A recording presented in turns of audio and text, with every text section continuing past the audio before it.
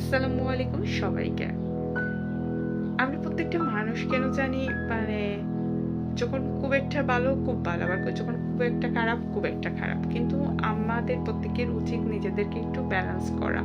কারণ হচ্ছে আমরা অনেক সময় দেখা যায় অনেকে আছে আমাদের মধ্যে যে তার লাইফ পার্টনার হোক বা তার ফ্যামিলির কেউ হোক, যে সে চায় যে যতটা হ্যাবিট রয়েছে সেই মানুষগুলার জন্য প্রত্যেকটা হ্যাবিট ভালো হয়।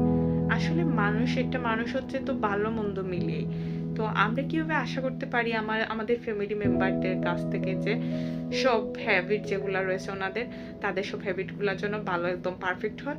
আমরা যদি আমাদের নিজেদেরকে একটু জাজ করি, আমাদের যে হ্যাবিট গুলো রয়েছে আমাদের কাছে অনেক সময় মনে হয় সেটা রাইট, কিন্তু অন্য কারো কাছে তো সেটা রং মনে হতে পারে, বা আমাদের হ্যাবিট গুলো অন্য কারো কাছে ভালো না লাগতে পারে। তো সেজন্য বলবো যতটুকু সম্ভব ব্যালেন্স করে আমাদের চলা উচিত। আমরা একদম 100% পারফেক্ট হতে পারবো